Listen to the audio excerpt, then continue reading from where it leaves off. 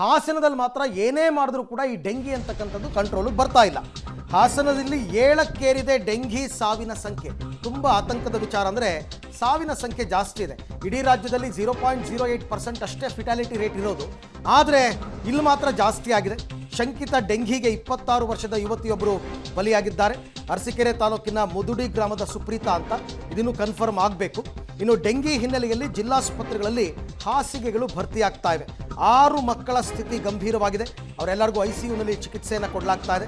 45 ಮಕ್ಕಳು ಹಾಗೂ 30 ವಯಸ್ಕರು ಸೇರಿ ಒಟ್ಟು 75 ಜನರಿಗೆ ಹಾಸನ ಜಿಲ್ಲೆಯಲ್ಲಿ ಚಿಕಿತ್ಸೆ ಕೊಡ್ತಾ ಇದ್ದಾರೆ. ಇದು ಸರ್ಕಾರಿ ಆಸ್ಪತ್ರೆಗೆ ದಾಖಲಾಗಿರುವವರ ಅಂಕಿಅಂಶ ಮಾತ್ರ. ತುಂಬ ಜನ ಪ್ರೈವೇಟ್ ಹಾಸ್ಪಿಟ್ಲಿಗೆ ಹೋಗ್ತಾರೆ, ಪ್ರೈವೇಟ್ ಲ್ಯಾಬೊರೇಟ್ರಿನಲ್ಲಿ ಟೆಸ್ಟಿಂಗ್ ಮಾಡಿಸ್ಕೋತಾರೆ.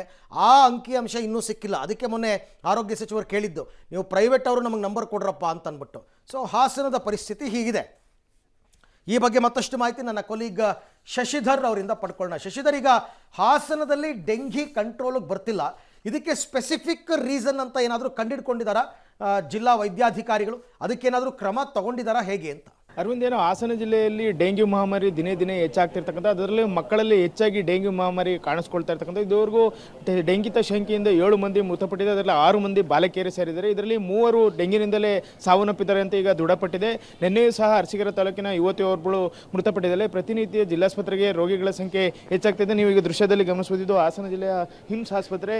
ಈ ದೃಶ್ಯದಲ್ಲಿ ಗಮನಿಸೋದು ಎಷ್ಟು ಜನ ಇಲ್ಲಿ ರೋಗಿಗಳು ಕಾಯ್ತಾ ಇದ್ದಾರೆ ಅಂದರೆ, ಕೆಲವರು ರೋಗ ಲಕ್ಷಣಗಳಿಂದ ಹಾಸ್ಪಿಟಲ್ಗಳಿಗೆ ಬರ್ತಾ ಇದ್ದಾರೆ, ಇನ್ನು ಕೆಲವರು ಇಲ್ಲೇ ಏನು ಚಿಕಿತ್ಸೆ ಪಡೆದಿದ್ದಾರೆ. ಒಟ್ಟು 75 ಸಕ್ರಿಯ ಪ್ರಕರಣಗಳಿದೆ. ಅದರಲ್ಲಿ 45 ಮಕ್ಕಳು ಇರ್ತಾರೆ. ಅದರಲ್ಲಿ 6 ಮಕ್ಕಳ ತೀವ್ರ ನಿಗಾ ಘಟಕದಲ್ಲಿ ಚಿಕಿತ್ಸೆಯನ್ನು ಪಡಿತಿದ್ದಾರೆ.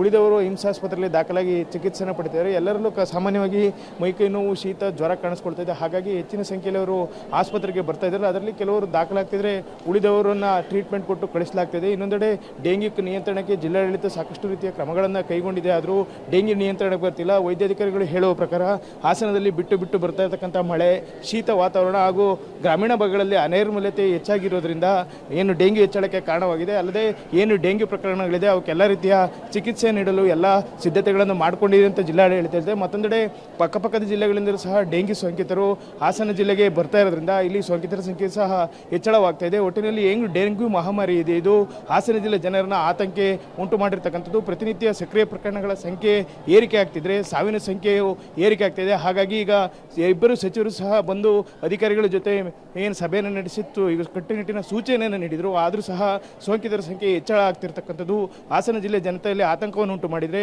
ಇದಕ್ಕೆ ಬೇಕಾದಂಥ ಎಲ್ಲ ಸಿದ್ಧತೆಗಳನ್ನು ಜಿಲ್ಲಾಡಳಿತ ಕೈಗೊಂಡರೂ ಸಹ ಡೆಂಗ್ಯೂ ಕಂಟ್ರೋಲ್ಗೆ ಬರ್ತಾ ಇಲ್ಲ.